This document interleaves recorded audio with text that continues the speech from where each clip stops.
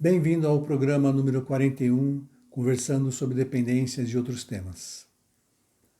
Você sabia que no tratamento da dependência química, através da TCC, a terapia cognitivo-comportamental, nós terapeutas abordamos vários aspectos na vida da pessoa durante o tratamento? Por exemplo, nós trabalhamos as crenças centrais. As crenças centrais são determinantes na forma como a pessoa pensa a vida e as coisas. Determinam os pensamentos automáticos negativos. Então, se uma pessoa tem um pensamento negativo, provavelmente ela terá também uma emoção negativa que a levará a ter comportamentos negativos, comportamentos disfuncionais. Então, nós trabalhamos esses pensamentos. Trabalhamos também a resolução de problemas. Além da dependência química, todo paciente traz também uma gama de outros problemas, na área afetiva, na área social, na área de trabalho, e nós, terapeutas, ajudamos na resolução desses problemas, de forma colaborativa. E também trabalhamos a prevenção de recaída, que é muito importante para que o paciente obtenha recursos para seguir sua vida sem depender do terapeuta, sem depender da terapia em si. Então, é um trabalho de preparação até para um desligamento do processo terapêutico. E é justamente sobre prevenção de recaída o nosso tema de hoje. Então, eu peço para você que fique até o final do programa para aprender um pouco mais sobre esse tema, tá bom? Peço também para que você assine o canal e que acione o sininho para ser lembrado de todas as vezes que um novo programa entra no ar. E também, claro, peço também para que você nos ajude na divulgação do programa, para que você compartilhe o vídeo com seus amigos e familiares, porque dessa forma você nos ajuda a aumentar a audiência do programa e, consequentemente, a atingir mais pessoas que precisam desse tipo de informação. Então, vamos ao nosso programa de hoje.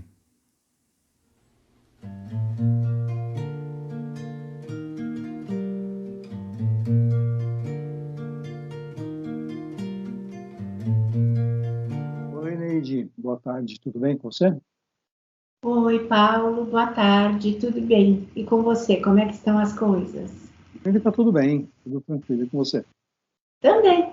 Tá tudo bem, graças a Deus. Trabalhando bastante e reservando tempo aqui para fazer o nosso programa semanal. Perfeito. Neide, hoje é o nosso programa número 41.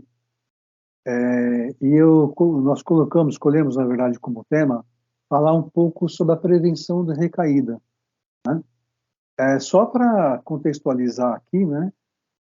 Existe o que a gente chama de fases da mudança, né? No qual é composto de pré-contemplação, que é o momento em que a pessoa não reconhece que ela está diante de um problema, no caso da dependência química.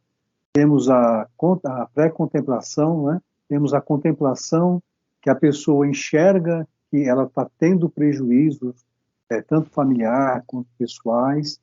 Temos a fase da preparação, no qual a gente trabalha com o paciente uma forma de munir o paciente de recursos para ele entrar no processo da mudança. Existe a fase da ação, no qual o paciente praticamente ele começa a colocar todo o aprendizado na abstinência, ele entra em abstinência. Existe a fase da manutenção, a fase da mudança e a fase da manutenção da mudança, né? E quando a gente fala em prevenção de recaída, a gente está falando justamente dessa fase da manutenção da mudança, certo? Eu gostaria que você falasse um pouquinho mais, então, sobre o que é exatamente a prevenção de recaída. Para que ela serve, afinal de contas, né?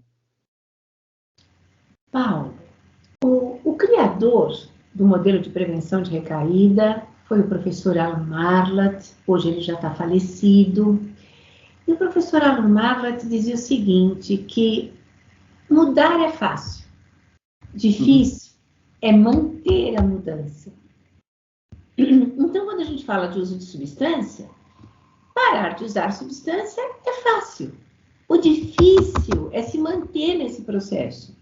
Então, o programa de prevenção de recaída é um programa de automanejo, Quando a gente fala de automanejo, a gente quer dizer que é um programa que o paciente, uma vez treinado, vai colocar em prática ao longo da vida. Na sua introdução do programa de hoje, você fala disso, que o nosso objetivo era capacitar o paciente para que ele saia do processo de terapia e continue fazendo uma série de ações, tendo uma série de comportamentos que mantenham a mudança que ele fez durante o processo da terapia. Né? Justamente a gente quer, um dos objetivos da TCC é que o paciente seja o seu próprio terapeuta. Sim. Né? Então, a gente vai muni-lo com algumas técnicas, para que ele continue esse processo. É interessante dizer que a TCC não é um conjunto de técnicas que a gente ensina para a pessoa e a pessoa vai usando, mas assim, a partir da reflexão que ela faz a respeito do pensamento dela e como esse pensamento está ligado ao comportamento, que ela vai emitir logo em seguida, ela pode fazer algumas mudanças, ela pode monitorar esse pensamento e alterar esse pensamento. Veja, a prevenção de recaída é isso. Então, é um programa de automanejo que visa a manutenção do processo de mudança. Qual que é o objetivo, né? O que o Alan Marlatt queria quando ele pensava no programa de prevenção de recaída? Ele tinha uma ideia que a gente conseguisse construir com o paciente um distanciamento do paciente da situação onde o paciente estava envolvido. Por quê? Porque é muito comum o paciente chegar no nosso consultório e usar a seguinte expressão: ai, doutor Paulo, quando eu vi, eu tinha recaído. E você olha para o paciente e fala assim: como que quando você viu, você tinha recaído? E o que você estava fazendo no meio desse processo? Você não estava prestando atenção? Então, quando eu vi, eu estava na favela. Aí você pergunta para o paciente: tá, mas peraí, em que momento que você desviou o seu carro? Você estava indo para sua casa, e aí você desviou o seu carro e pegou o lado da favela. Ou você... Eu já cheguei a perguntar isso para o paciente: você mora na favela? Não, eu não moro na favela. Tá, mas como é que você foi lá? Não, quando eu vi, eu estava lá. Assim, quando eu vi. O que acontece com o paciente? Veja, justamente o programa de prevenção de recaída diz respeito a você não ter esse tipo de né? Quando eu vi, eu já tinha recaído. Você vai se antecipar às situações.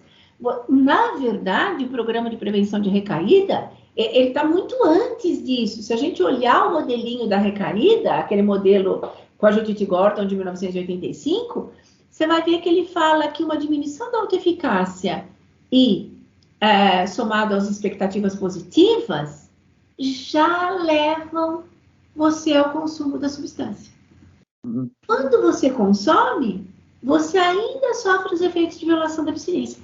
E dependendo de como você lida com os efeitos de violação da abstinência, é que vai ter recaída depois. Né? Porque senão você pode parar num lapso. Veja, o Alan Marlatt, antes de você pegar a substância, esticar sua mão, pegar o copo, esticar uma carreira de cocaína ou bolar um baseado, antes de você fazer isso, você pensou. E justamente era aí que o professor Alan Marlatt gostaria que os terapeutas fizessem a sua intervenção para ajudar o paciente a identificar neste momento. Ainda quando a coisa está a nível do meu pensamento, eu tenho como alterar esse pensamento usando o teste de vantagens e desvantagens, o teste de evidência de realidade. Eu posso fazer várias coisas para mexer no meu pensamento e aí sim prevenir a recaída. Né? Quer dizer, se eu deixar mesmo para depois que eu já usei uma vez, lidar com as decisões aparentemente relevantes, aí a minha chance de recair ou não recair é muito tênue, a diferença entre recaída e não recaída. Né? Qual que é a ideia do Alan Marlatt? É identificar que no começo da cadeia, de comportamentos, de eventos, aonde que o meu pensamento mudou? Então, uma diminuição da autoeficácia, ai, gente, não dou conta. E seria tão bom se eu pudesse tomar um único drink. Eu ficaria tão bem. Quer dizer, eu não dou conta e expectativa positiva a respeito do drink é isso que vai me predispor a recair. Ok? Então, o nosso objetivo é identificar quando o pensamento muda sobre mim e sobre a substância. Aí eu começo a prevenir recaída. Muito bem. Muito bem. Ô, Neide, no meu livro, eu tenho um capítulo lá, um espaço, que eu faço um exercício assim. Por exemplo, eu vou numa festa. Então, quais são os eventos que podem acontecer nessa festa? O que tem de predisponibilidade ali que pode me levar a ter uma recaída? Então, por exemplo, eu posso encontrar alguém que faça uso, eu posso encontrar alguém usando a substância, né? Eu posso, por exemplo, naquele momento estar na festa, eu posso, por exemplo, tomar um drink e esse drink fazer com que meu pensamento mude, né? Então, e quais são os recursos que eu tenho que utilizar para me proteger dessa situação? Então, é o que você está dizendo, né? Então, assim, a partir do momento que eu penso em todas as possibilidades, probabilidades, isso me ajuda a evitar que eu tenha um lapso, que eu tenha uma recaída, né? Exatamente, porque o que você está falando, Jael, talvez seja um tema para o nosso próximo programa, que é como que eu enfrento a situação de risco, como que eu me antecipo, né? O Alan Marlatt, ele dizia isso, que eu não tenho que deixar chegar na situação de risco para ir ver o que eu faço. Na verdade, eu tenho que me antecipar à situação de risco, né? Pensar em tudo que pode acontecer, ter na minha caixa de ferramentas, na minha toolbox, as ferramentas necessárias para o enfrentamento daquela situação de risco, a minha chance de sair bem daquele evento é grande, se eu tiver treinado para aquilo. Sim. E claro, cada vez que eu enfrento um evento e saio bem, eu me preparo para o próximo. Claro. Né? E fico mais fortalecido para o próximo. Então, esse é o objetivo da prevenção da recaída. Então, eu estou entendendo assim também, sabe, Nidy, que na verdade a prevenção de recaída é você aprender a ter um olhar atento para todas as possibilidades, né? Ou seja, você tem que estar atento o tempo todo, porque a partir do momento que você fecha, que você chamou de toolbox, né? A caixa de ferramentas, você fecha e coloca do lado, você se colocou numa situação realmente de alto risco.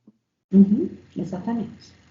Então tá bom, Neide. Neide, obrigado pela conversa de hoje. Na semana que vem, então, a gente continua falando sobre prevenção de recaída e a gente vai falar sobre as estratégias específicas mesmo em cada situação, tá bom? Ok. Obrigada, Paula. Um prazer. Obrigado a você, um abraço, Neide. Tchau, tchau. Tchau, tchau.